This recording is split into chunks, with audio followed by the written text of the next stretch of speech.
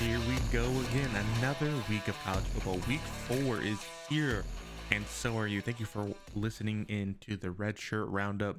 Make sure you do the things you need to do, like, subscribe, comment.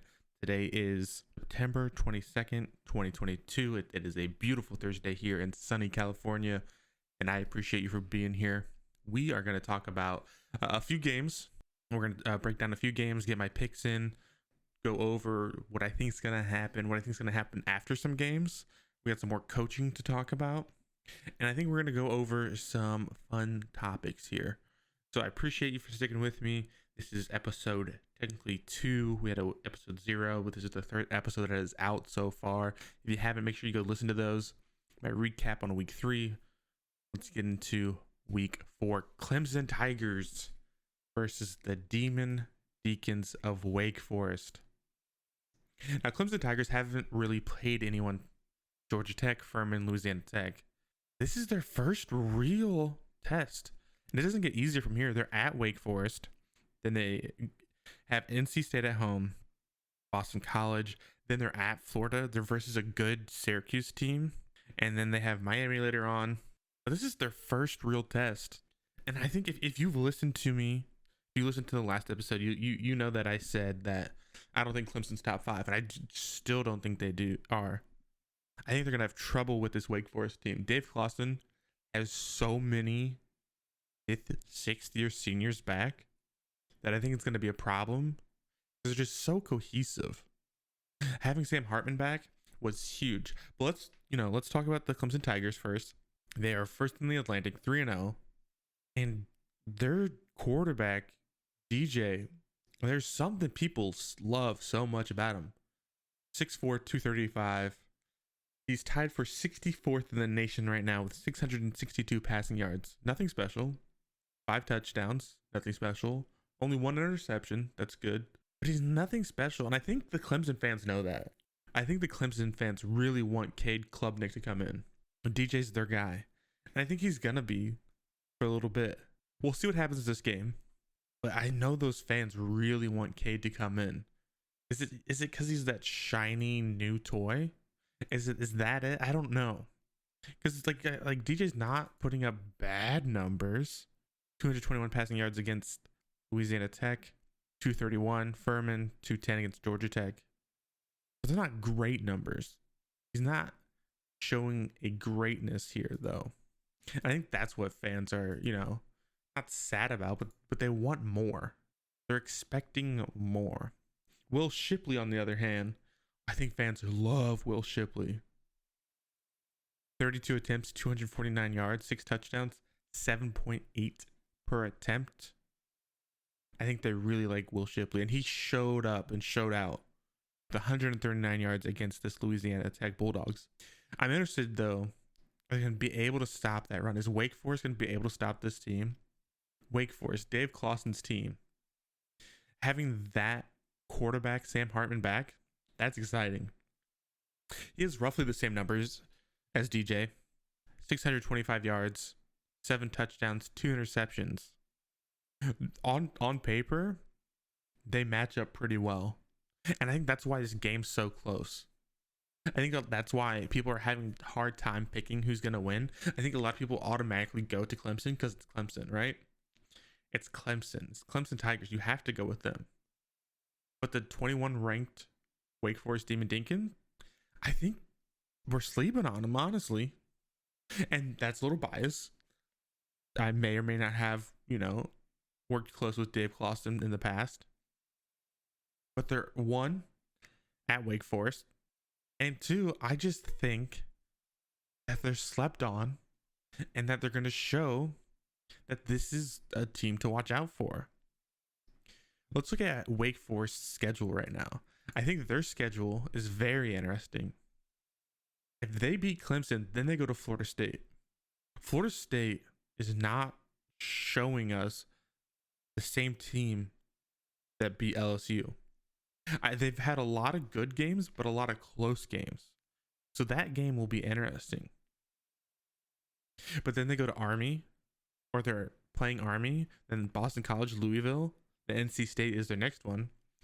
It'll be interesting. I think Wake Forest is going to have a good season, and I think it kind of starts here.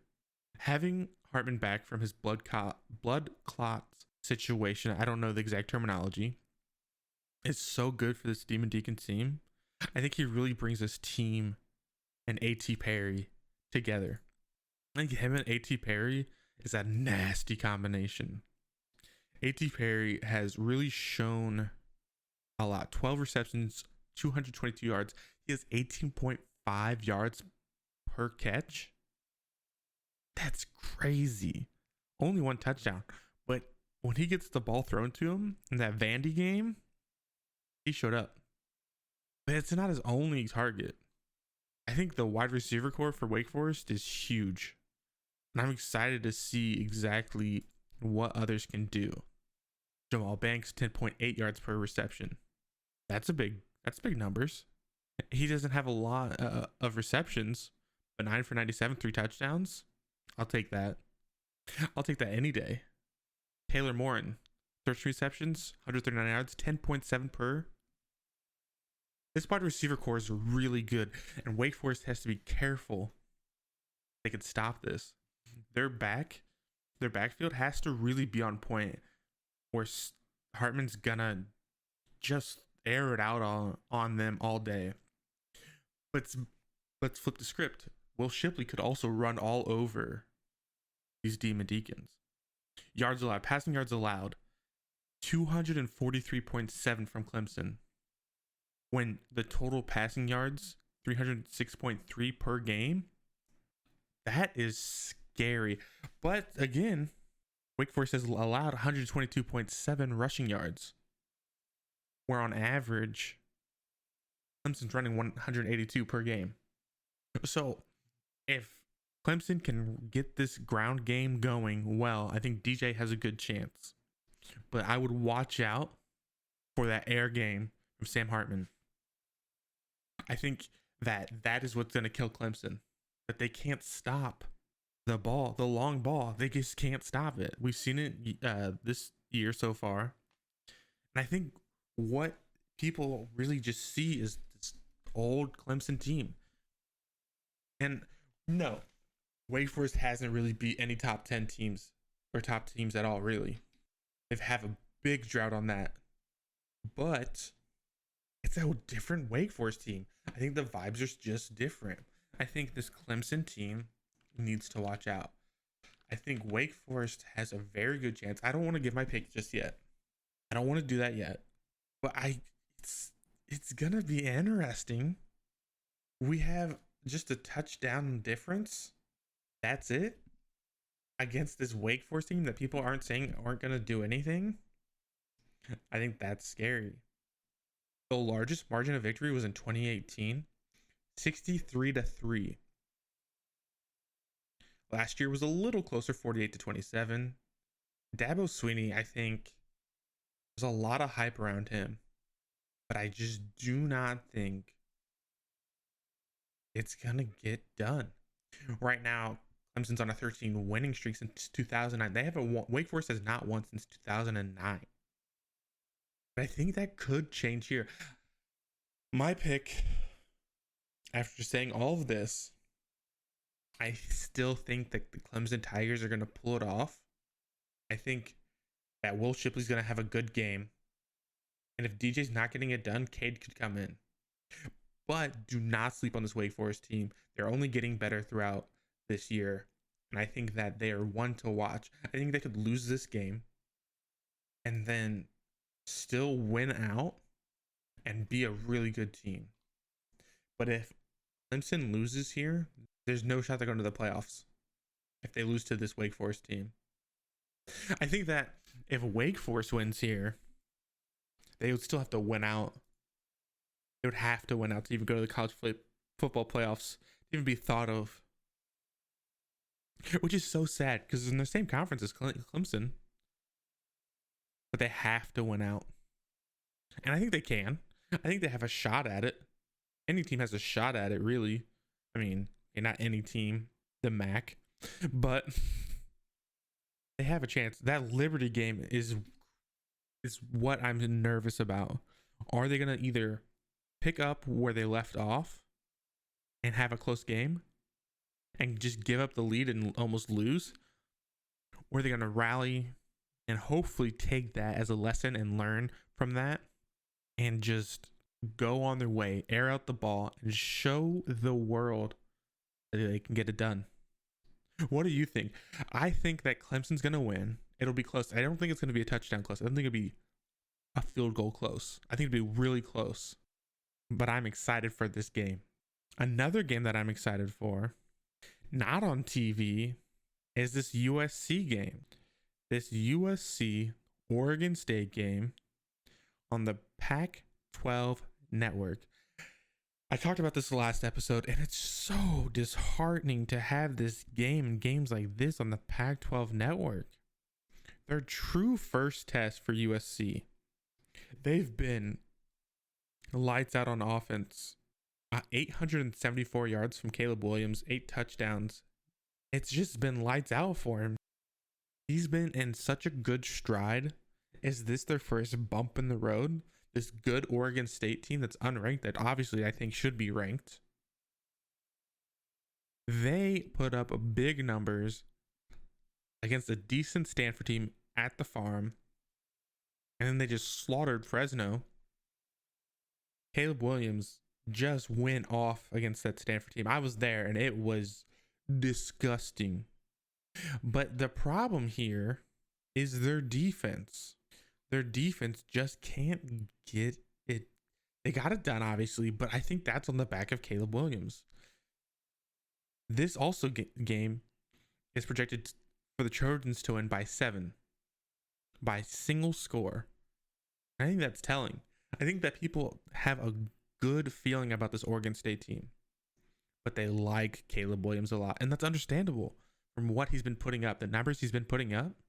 But their defense has allowed 203.7 passing yards per game. That's a lot. But they've also been putting up 318 per game. And if this Oregon State team can't stop that passing game, they're in big trouble. They're in big trouble. Addison has been going off. That's Williams' main target. Get it to Addison. Get it to Addison. 295 yards, 5 touchdowns. But can their defense step up when it needs to? And they need to this game. This Oregon State team, 45.7 points per game. They've only allowed 25.7. But they've been putting up numbers like 468.3 yards. They have a good passing and good run game. They've both played Fresno, 35-32 Oregon State. And I think that is what people are looking at. That Oregon State was at Fresno, almost lost, whereas USC dominated Fresno State. But again, like we talked about last episode, can we compare? Is it right to compare game to game? If this team did worse or better than this team against the same team, is that fair to compare? Possibly, but also could be a fluke on that day. Who knows? We just watched Texas A&M lose to Appalachian State and then almost get beat by Troy. Is it fair to do that? It's hard to say. That's what your body wants to do. That's what your mind wants to do. But I don't think it's fair. They went to a Fresno team where USC, they had them come to them. It's just a whole weird dynamic that it's hard to say if that's fair to do. But this number 7 ranked Trojan team, I'm interested to see what they do this year. They could easily win the Pac-12. Could easily go to the college football playoffs. But they could also lose to this Oregon State team, lose to a Washington team in the potential playoffs, in the potential Pac-12 championship. But it's interesting to see what could come from this. Oregon State's quarterback, Chance Nolan, he's not doing bad by any means. But is he gonna be able to pick it up a little bit? 746 yards, like I said, 7 touchdowns, 2 interceptions. He's not doing bad, but he's not showing everything he has, I think. And I think that's what's exciting. I think he's really good at scrambling out of the pocket, throwing that long ball when he needs to. And I think that this Oregon State team is very exciting. But I think that's because we haven't had a great Pac-12 in a long time, and I think that's why USC and UCLA are leaving. But I think that we have a lot of good teams this year in the Pac-12: Oregon State, Wazoo, Washington, USC. I think that's 4 solid teams that are going to be fun to watch this season. And speaking of Wazoo, that Wazoo Oregon game, Washington State, if those don't know who Wazoo is, it's going to be such an interesting game because Oregon, everyone thought Oregon was so done for the season. They got dominated, absolutely destroyed by that Georgia team. But that Georgia team is good. That Georgia team deserves that number 1 spot. And I don't see anyone taking it away from them anytime soon. And I'm excited to see this game because what I think it will show us is that either BYU was just absolutely hurt and just battered and broken down, and that's why Oregon went off on them, or it'll show us that this Oregon team isn't who we thought they were at week 1. They got it all back together, and Bo Nix is, gonna go off. Where's Bo Nix gonna be Bo Nix? I think that's what's so hard to say who's gonna, if Oregon can do well in this game, is it just all depends on Bo Nix. And the fact that it all depends on that one player, I think that's terrible for the Oregon Ducks. Putting all your chips on one player, I think is tough. I think it's really hard to just do that. Transfer out of Auburn, and not like he's been a bad quarterback. He's not bad by any means. But when he's bad, he's bad. But when he's good, he's good. And I think that is so hard to get behind as a team. 222 yards against that BYU team. 2 touchdowns. 12.3 average. It's not that he's throwing interception after interception. He only had 7 in 2020, 6 in 2019, and 3 in 2021. The problem is he's already thrown 2 this year against that Georgia team. But that's, again, a good Georgia team. It'll be interesting to see what Washington does here. Washington State. Washington State is 3-0 as well. And they have a solid win at Wisconsin. Now, Wisconsin's nothing, nothing great. But they're nothing to sneeze at either. Wisconsin is a good team. A Big Ten team that's really solid. But they don't look great still.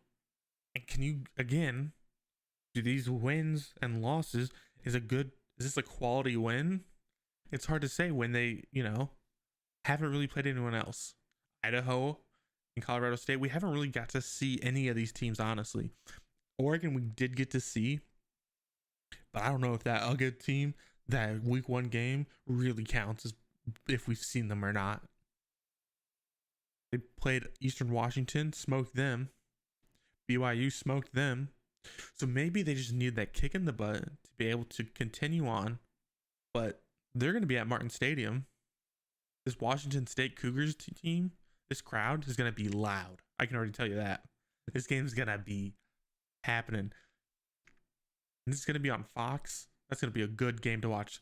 This game and that Clemson game, those are fun games to watch. And here's the thing. Oregon has been out gaining them through these 3 games. 452 yards per game compared to 353.7 by 100 yards. And that's mostly in the rushing game. But on their defensive end, they're roughly the same. Rushing yards allowed, 97.7, 90.7. So if they can stop the run game, if Washington State can stop the run game, they have a really good chance of winning this game. Oregon's a 6.5 favorite, 6.5 favorite. But I think Washington, here's my pick. Washington's going to win this. I think this Oregon Ducks team, I think Bo Nix is going to crumble again. 1 bad game, 2 good games, another bad game. I just foresee Bo Nix just not going lights out. Bo is going to be Bo, and he's going to have a bad game. He's going to throw a couple interceptions. They're going to try to get their run game going. They can't do it against this Washington State defense. That front line is not going to allow it, and they're going to have to try to air out the ball, and Bo's going to be Bo, and he's going to throw some interceptions. And I think Washington State has a very good chance of winning this game. Mark my words, they're going to win right here. You heard it first. Washington State's going to win. Let's talk about a Thursday night game real quick. I want to touch it on real quick just because it's interesting to see what's going to happen afterwards. West Virginia plays Virginia Tech, Blacksburg, Inner Sandman, Lane Stadium. Going to be rocking. I 100% believe that Virginia Tech is going to win. That's my pick. But to see what happens with Neil Brown afterwards, they're going to keep him on and get slaughtered by the Big 12 and then fire him at the end, or they're just going to get rid of him now and cut ties. They're going to get rid of him sometime soon. I could see it any day now. Or are they going to wait and see how he does in this game? I think West Virginia thinks they're going to go in and just air out the ball like they have been. Even though they're 1-2, they've been putting up numbers. That's no lie. But is JT Daniels going to be able to do that against this Virginia Tech team? I don't think so. I think Blacksburg is going to just tear him up. I think he's not going to be able to handle it. And then they got to go on to face Texas. And then Texas Tech, Baylor, TCU, Iowa State. Just cut him now. Might as well. Unless you want to have faith in him and see what he does. But I don't think he's going to do anything special. He hasn't been doing anything special for a while. I think it's going to continue to just go downhill. But we'll see. It's so interesting. Coaches like Scott Frost, Herm Edwards, Neil Brown, even Coach Harsin at Auburn. These coaches, either people do not support them on the team or in the locker room, coaching staff, or they're losing and you keep them on for another year just to see what they can do. Hopefully things will change and it'll be different than last year. It'll be interesting. And speaking of other coaches that are on hot seats, and I keep talking about it, Jimbo Fisher here with the Aggies versus those Hogs, those Arkansas Razorbacks. Let's dive into that game real quick. We saw Jimbo Fisher and these Aggies get that crucial win against Miami. That win is a rough statement. Miami beat themselves, but the fact that Arkansas has put up 500 yards per game is insane. They won against a good Missouri State team. They beat South Carolina pretty good, and they won against a good Cincinnati team. I think they've been tested the most right now in the SEC, honestly. I mean, other than Texas A&M, who lost against Appalachian State and barely beat Miami. But the fact that they're putting up 500 yards per game where Texas A&M is only putting up 313. KJ Jefferson is what they needed. I think that and the combination of a really good run game is going to blow this Texas A&M doors off its hinges.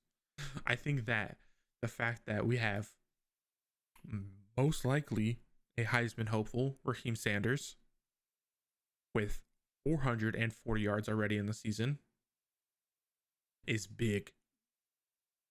He hasn't had a game sub 110 yards this season. What? He has only 3 touchdowns, but what he does on the ground, he just has such good vision. And I think that's what's most important. I think he's going to be able to go up against this Texas A&M defense, who, by the way, have allowed 154.3 rushing yards. The only way Texas A&M wins this game, I believe, is if Mac Johnson finally steps up. Jimbo Fisher chose him last week. He didn't really step up. 140 yards passing, Nothing great, but he needs to step up this game because he has the ability to. He has the potential to. The Arkansas cornerbacks, safeties, not good. 352.7 yards allowed passing is not good.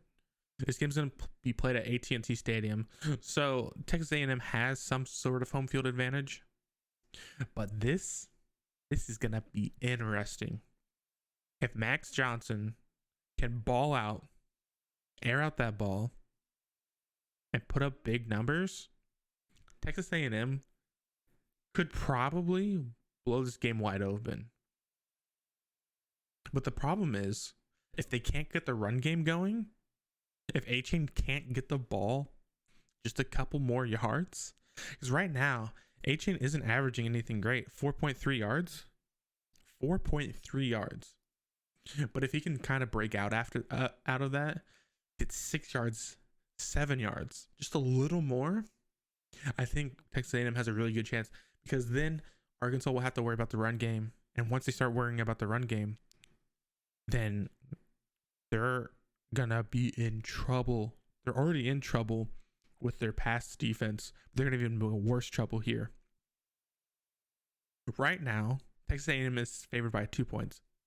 I honestly am scared to say this because it might sound crazy, because I know I've been dogging on Jimbo Fisher that they could have a really tough time this season. They could have a really bad season.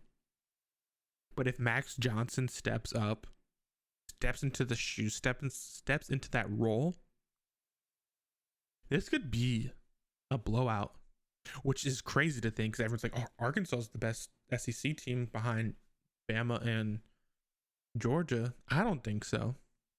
With a defense like this, I think they're going to get there. I think the Razorbacks are definitely going to get there. But I don't think at this very moment they're going to. And I don't think it's going to be a 2-point game. I think Sam Pittman definitely has a very good team offensively, but that defense is not clicking. And I think that's what's going to really just sink that ship. But after that, after this game, Texas A&M has a rough schedule. 3 games back-to-back away. They don't have a home game until the 29th of October, almost the end of the month. A whole month without a game at home. At Mississippi State, at Bama, bye week, at South Carolina. That's just a crazy schedule. And they could win that Mississippi State game. We saw LSU pick them apart. Bama game, South Carolina they can win, and then they go Ole Miss, Florida, Auburn, UMass, LSU. If they win this game, and if they do it handedly, I think then Texas A&M has a lot more faith in Jimbo Fisher. I think that this really sets them up good for next year. I don't think they're going to do anything great this year, but next year with this recruiting class that they have, Max Johnson, having Jimbo Fisher would be like, okay, this is what we need to do. We need to give the ball to Max Johnson and have him step into that role. And it's exciting. And I think that's like, I can dog on someone. I can, give a lot of flack to Jimbo Fisher, but then also be excited for what can come from it. Is to watch a team grow and become better in front of your eyes is something so magical. And I think, again, that's why I love college football. To be able to see that while in the middle of a game or in a couple games, see that growth, see that change. But if Texas A&M can take a number 10 ranked Arkansas down and do it handedly, we have a shot at having an interesting season. Let's talk about this college game day game. Hendon Hooker and the Tennessee Volunteers versus Anthony Richardson and these Florida Gators. Hendon Hooker, out of Virginia Tech originally, transferred in 2021 to Tennessee, put up almost 3,000 yards in his first season with the Volunteers. And what I'm excited for is that he's already put up almost 844 yards. We're only in week 3. And he's almost put up 1,000 yards. He's going to hit 1,000 this game. And then on the other flip of the coin, we have Anthony Richardson. He didn't really show out in any of these games that he's had, but he showed up against that Utah team and led them to a victory. And then in the UK game, he kind of just crumbled. In that USF game, almost lost. He only put up 112 yards. Worst game he's had so far. 2 interceptions. Is he hurt? I know he can do it on the ground, but is he hurt? Like, what's exactly happening here? He put up 106 rushing yards against Utah. He needs to do that again. If he can get it done on the ground and in the air, but there's something's got to be wrong, because after that Utah game, he just hasn't looked the same. They only attempted 6 rushes with him in the UK game and 7 in the USF game. He just doesn't look good on the ground right now. He doesn't look comfortable. He doesn't look like he's the leader that you want. Where Hendon Hooker on the other side, he's looking great. Hendon Hooker is looking absolutely phenomenal for these Tennessee Volunteers. And I think that's what they needed. They haven't won against Florida since 2016, last time that College Game Day was there. And now they're back. Are we going to see the Volunteers win again? I'll let you know here in just a second. But let me get into Hendon Hooker some more. 9.9 average, 69.4% completions. Like I said, 0 interceptions, 6 touchdowns. Will he get a Heisman bid? I don't know. I can't say that. I'm not going to say that. We got a lot of good Heisman candidates, and we'll get into that in just a second as well. But right now, I think Hendon Hooker looks really good for this Tennessee Volunteers team. And I think they can have a good season behind him. After this, they're at LSU. That'll be a tough matchup. And then Bama. Then they have UT Martin, which is going to be nice for them. I think going to Bama, then have UT Martin, and then Kentucky, Georgia, and then finish out with Missouri, South Carolina, Vanderbilt. I don't think that Tennessee is going to have a stellar season by any means, but I think they're going to have a really good season, and that is going to propel them for upcoming years. I think that Hendon Hooker will help them gain confidence, and I think that's what's hindering Anthony Richardson. He doesn't have confidence in himself, so his team doesn't have confidence in him. And I think that you just have to be able to exude that confidence to be able to show your team, hey, I have your back, you have mine, let's get this thing done. Tennessee's been putting up points on the board. 52 average points, only allowing 14.3. But here's the thing. They've been allowing 261.3 yards on average in the air. And I think that if Anthony Richardson can't run and he can air out the ball, it's going to hurt him. But the passing game for Florida's not good. So I don't think Tennessee has to worry about that. And they're good at stopping the run already. So is Tennessee going to pull this one out? I think so. I think Tennessee, they're 10.5 favorite right now. I think it's going to be more. I don't think Anthony Richardson's going to be able to do much. I think he's going to crumble under the pressure of this game.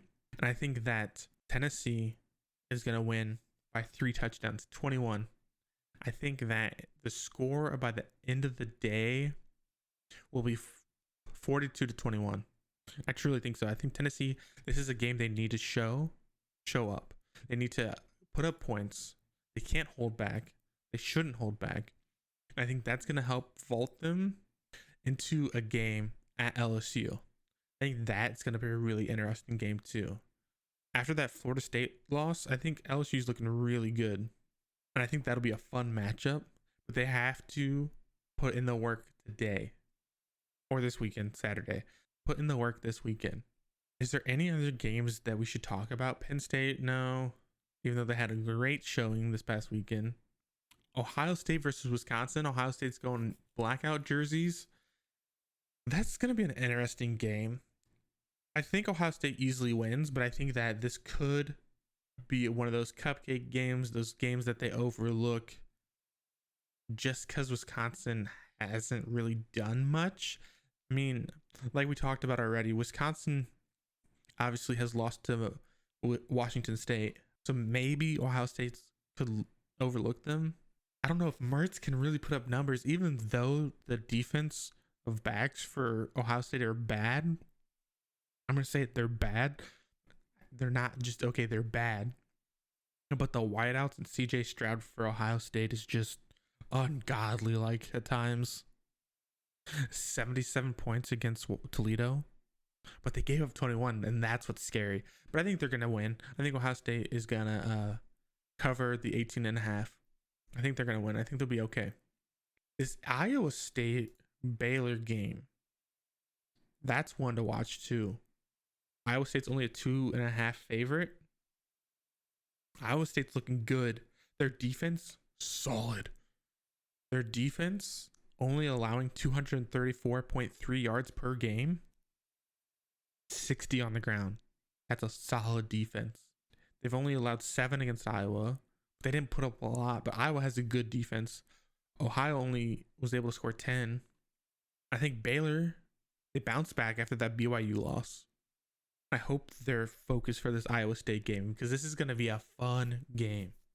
I think this is going to be a defensive game, and I think that it's going to be a low-scoring game. I think it's going to be close to that 10-7 Iowa game. If you love watching two teams battle out in the trenches, this is one to watch. If you love watching teams just try to demolish each other on the defensive fronts, this is the one to watch. But let's get into Heisman talk. It's only week 4, but I've seen people put out their Heisman rankings. I've seen people put out what they think is going to happen in this Heisman race. I just think that it's almost a little too soon, but let's talk about it. We'll talk about it. A lot of people have CJ Stroud, Caleb Williams, Bryce Young, Stetson Bennett. That makes sense. I get those names. But I think there's other names out there, and I talked about it last episode again. Michael Penix Jr. Michael Penix Jr. is having one heck of a season. I think that he's being slept on again because it's Washington, it's the Pac-12, and right now everyone's just talking about USC. But Michael Penix Jr. is second right now in the nation in passing yards, 1,079. 10 touchdowns, that's tied for 4th. He has only thrown 1 interception. And I get it, you got Caleb Williams. Caleb Williams has been shown out too, absolutely. But he hasn't really played anyone. He hasn't really played any good teams, and so that's why it's exciting to see this Oregon State game. He's only thrown for 874 yards, 8 touchdowns, but I think because he has that USC backing, he looks really good. And it's not like he's been rushing for anything. He's not a rusher. But I think he just has that USC name to him, where Michael Penix Jr. just does not. I think that is going to hold Michael Penix Jr. back unless he can keep putting up these numbers. Unless he keeps putting up these numbers like he did. And I think that's what is going to push him forward into those rankings. Stetson Bennett looking good for UGA. CJ Stroud always for Ohio State, Bryce Young. And I think that, yeah, they have these names, these team names, and I think that's one part of it, but they're also putting up good numbers. Let me see who else is in some people's mouths for the Heisman watch. Will Anderson Jr., edge out of Alabama. I don't know. It's hard when someone is a defensive player. You can only do so much in a game to really show out. But Bijan Robinson, 443 scrimmage yards. That's pretty good. Last game, he almost had 200 yards rushing. Texas is looking good with him. Dylan Gabriel out of Oklahoma. They're looking good. I think they have an easy game versus Vanderbilt. He'll put up some numbers and look really good on that front. But I also think that there's some running backs that they're not talking about that should be on this list as well. People are saying Anthony Richardson. I don't see that. But there is a running back right here, Mohamed Ibrahim. He's looking good for these Minnesota Golden Gophers. I think the Golden Gophers has a really good run game right now. I think that's all in the back of Ibrahim. And I think if he keeps putting up these numbers, he's going to do really well.